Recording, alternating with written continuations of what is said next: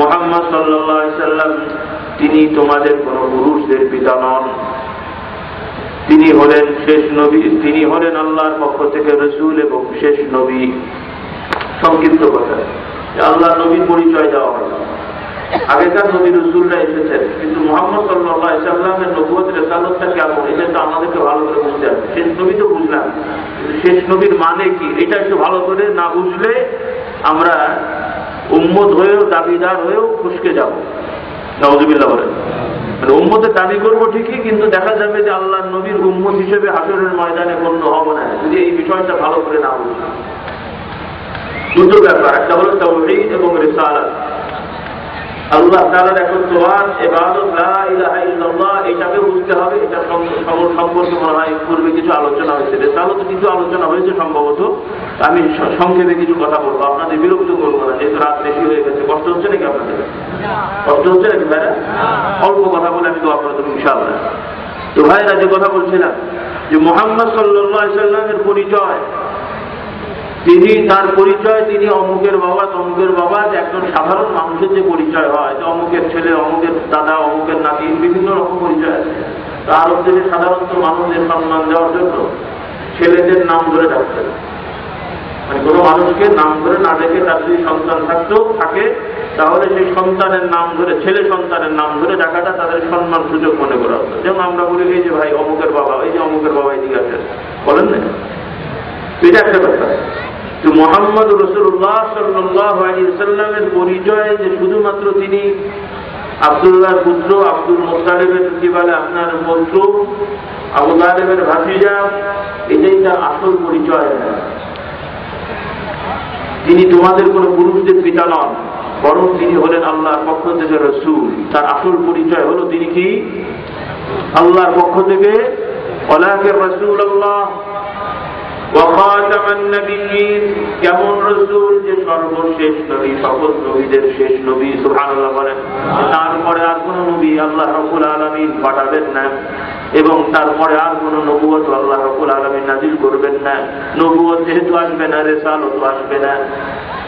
আরবিতে দুটো কথা বলা হয়, আপনারা শুনেছেন যে নবী এবং রাসূল। নবী কি? যার উপরে নবুয়ত আসে, নাবা আসে, খবর আসে। কি খবর?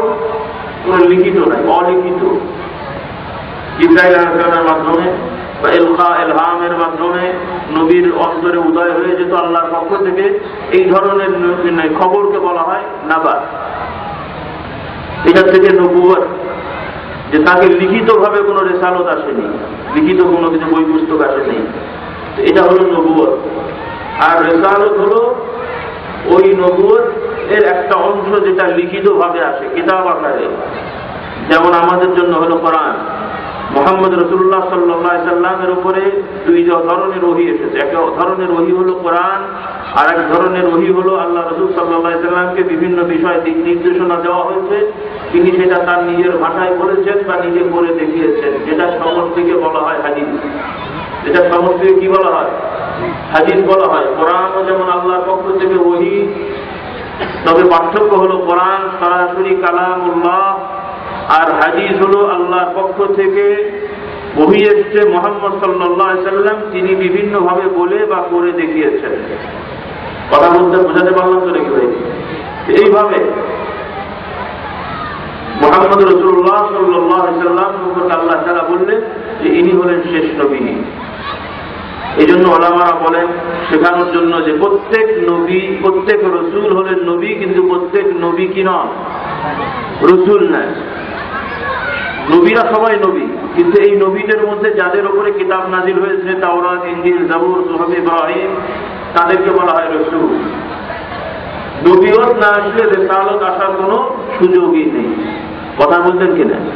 নবুয়ত না আসলে রিসালাত আসবে না, কিতাবই আসবে না। তো আল্লাহ তাআলা এই রাস্তা কিয়ামত পর্যন্ত বন্ধ করে দিলেন, কেউ যাতে করে এই কথা বলতে না পারে যে কিতাব আসেনি তো কি হইল। কোরআন শেষ কিতাব ঠিক আছে, কিন্তু কোরআন ছাড়াও অন্যান্য বিভিন্ন বুজুর্গ ভালো মানুষের কাছে আল্লাহর পক্ষ থেকে মনে হয় খবর আসে যেগুলো আমাদের জন্য শরীয়ত। নাউযুবিল্লাহ বলেন। কিন্তু মুহাম্মদ রাসূলুল্লাহ সাল্লাল্লাহু আলাইহি ওয়াসাল্লামের পরে আল্লাহ রাব্বুল আলামিন ঘোষণা করলেন তারপরে আর কোন কিতাব তো দূরের কথা, কোন নবুয়ত আল্লাহ তাআলা নাযিল করবেন না। অর্থাৎ মুহাম্মদ সাল্লাল্লাহু আলাইহি সাল্লামের উপরে যে বিধিবিধান যেভাবে দান করা হয়েছে, যে নিয়ম কানুন শিক্ষা দেওয়া হলো, কিয়ামত পর্যন্ত এটার পরিবর্তন সংস্কার করার, সম্পাদন করার ক্ষমতা কারো নেই। সকলে বলুন সুবহানাল্লাহ। এবং এটাই ইয়াকিন রাখতে হবে যে মুহাম্মদ সাল্লাল্লাহু আলাইহি সাল্লাম থেকে কিয়ামত পর্যন্ত মানব জাতির ভেতরে যত রকমের সমাজ, রাষ্ট্র, গোষ্ঠী, জাতি যা কিছু আবির্ভাব হোক না কেন, তাদের ভেতরে যত রকম সমস্যায় দেখা দিক না কেন, এই সকল কিছুর সমাধান জনাবে মুহাম্মদ রাসূলুল্লাহ সাল্লাল্লাহু আলাইহি সাল্লামের শরীয়তের মধ্যে আল্লাহ তাআলা দান করেছেন। সকলে বলে সুবহানাল্লাহ। হয়তো প্রশ্ন হবে যে এটা কেমন কথা বললেন যে আল্লাহ নবী, সেই নবী আরব দেশের মরুভূমি অঞ্চলে ১৫০০ বছর আগে তিনি এসেছেন, আর ১৫০০ বছর পরে আরো কিয়ামত পর্যন্ত ১০০০ বছর হবে তা জানি না, যে এতদিনের মধ্যে কত রকম সমাজ গোষ্ঠী হবে, সব কি এটা তারা সম্ভব নাকি? আগে বিশ্বাস করতে হবে যে আল্লাহ নবীকে যে শরীয়ত দান করা হলো, কে দান করেছেন? কে দান করলেন ভাই? তাহলে আল্লাহ রাব্বুল আলামিন দান করলেন। এই পৃথিবীতে মানুষগুলোকে কে পাঠান? পৃথিবীতে মানুষগুলোকে কে পাঠিয়েছেন বলেন? আল্লাহ রাব্বুল আলামিন মানুষ পাঠিয়েছেন। তবে আমার মনে হয় নাউযুবিল্লাহ, আল্লাহ রাব্বুল আলামিন দুনিয়ায় মানুষ পাঠিয়ে এখন খুব টেনশনে আছেন যে আমার কি বলে এত বেশি লোক মানে পাঠিয়ে দিলাম দুনিয়াতে, যে এখন মনে হয় খুব টেনশনে আছেন যে এগুলোকে এখন খাবার দিই কিভাবে, কোথায় থাকার জায়গা করে দিই, থাকার জায়গাও সংকট, খাবারেরও খুব সংকট হয়ে গেছে। কি বলেন আপনারা? আল্লাহ তাআলা খুব টেনশনে আছেন, আর তিনি যা টেনশনে আছেন তার থেকে বেশি টেনশনে আমরা আছি, নাকি বলেন? বাংলাদেশের মানুষ খুব টেনশনে না ভাই? এত মানুষ বাড়ছে, এরা থাকবে কোথায়? কিছুদিন পর আমার না ঘাড়ে আবার আর একজন হচ্ছে। কি বলেন আপনারা? নাউযুবিল্লাহ বলবেন কিনা? আমরা হয়তো শুনে হাসছি যে হুজুর হাস্যকর কথাই রাসূল বলছেন, শুনতে হয়তো হাস্যকর মনে হচ্ছে, কিন্তু আমাদের কর্মক্ষেত্রে দেখা যাচ্ছে যে এটাই বাস্তবতা, যে আমাদের ধারণাটা এরকম। আল্লাহ রাব্বুল আলামিন বলেন, ওয়ামা মিন দাব্বাতিন ইল্লা আলাল্লাহি রিজকুহা ওয়া ইয়ালামু মুস্তাকাররাহা ওয়া মুস্তাওদাআহা। আল্লাহ রাব্বুল আলামিন বলেন, ভূপৃষ্ঠের উপরে এমন কোন জীবনওয়ালা বস্তু নেই যে তার রিজিক এবং তার থাকার জায়গা, বাসস্থান, কবরস্থান আল্লাহ রাব্বুল আলামিন জানেন না। পৃথিবীর উপরে ভূপৃষ্ঠে যত ধরনের বস্তু আছে, জীব জানোয়ার আছে, তাদের সকল কিছুর খাবার দাবার যাবতীয় প্রয়োজন মেটানো দায়িত্ব আল্লাহ তাআলা নিয়েছেন। সাথে সাথে ওই বস্তুগুলোর দুনিয়ায় জীবন অবস্থায় তারা কোথায় থাকবে, কিভাবে থাকবে, কোথায় বিচরণ করবে এবং মরার পরেও তাদের গন্তব্য কোথায় হবে সেটা আল্লাহ তাআলা জানেন, মানে আল্লাহ তাআলা নির্ধারণ করে রেখেছেন। সুবহানাল্লাহ। সেটা কি শুধুমাত্র ওই আল্লাহ নবীর জমানায় ছিল না? এখন নাই? এখন আছে না নেই? আছে না নাই? অর্থাৎ কিয়ামত পর্যন্ত সেটা কবে হবে সেটা তো আমরা জানি না। তো আল্লাহ রাসূল সাল্লাল্লাহু আলাইহি সাল্লামের নবুয়তের পরে সেই কিয়ামতের সময়টা খুবই ক্ষীণ, অল্প সময়, কিন্তু কত বছরের সময় সেটা আমাদের কারো জানা নেই। সেটার ইলম কার কাছে? কিয়ামতের ইলমটা কার কাছে আছে বলে? আল্লাহ রাসূল সাল্লাল্লাহু আলাইহি সাল্লামকে জিবরাইল আলাইহিস সালাম, আপনাদের কষ্ট হচ্ছে মনে হয় নাকি? জিবরাইল আলাইহিস সালাম আল্লাহ রাসূল সাল্লাল্লাহু আলাইহি সাল্লামকে প্রশ্ন উত্তরের পর্বের মাধ্যমে সাহাবাদেরকে শিক্ষার জন্য আসর করা হয়েছিল। সেখানে জিবরাইল আলাইহিস সালাম আল্লাহ রাসূলকে প্রশ্ন করলেন যে মাতা সাআত, কিয়ামত কবে হবে? আল্লাহ রাসূল সাল্লাল্লাহু আলাইহি ওয়াসাল্লাম উত্তরে বললেন, মাল মাসউলু আনহা বিআ'লামা মিনাস সাইল, যে প্রশ্নকৃত ব্যক্তি প্রশ্নকারীর থেকে তেমন কিছু বেশি জানে না।